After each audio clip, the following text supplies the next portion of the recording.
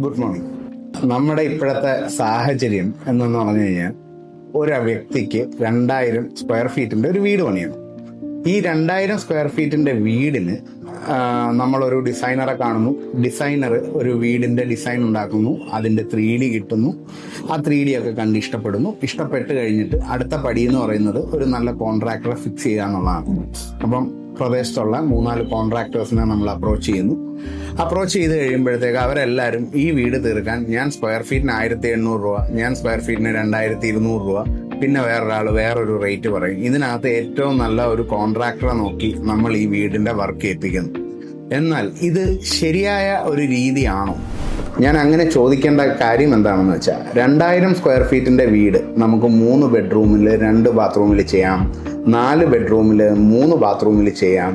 അതല്ല 2 നിലയിൽ മുകളിൽ 2 ബെഡ്റൂം താഴെ 2 ബെഡ്റൂം ആയിട്ട് ചെയ്യാം. അങ്ങനെ ഒരുപാട് പോസിബിലിറ്റീസ് ഉണ്ട്. ഈ പോസിബിലിറ്റീസ് പ്രകാരം ഒന്ന് ആലോചിച്ച് നോക്കിയേ.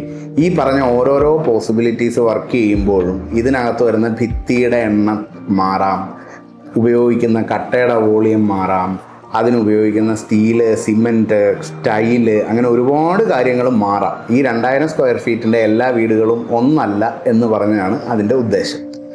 അത് പ്രകാരം നോക്കുമ്പോൾ നമ്മൾ അവലംബിക്കേണ്ട യഥാർത്ഥ രീതി എന്താണ്?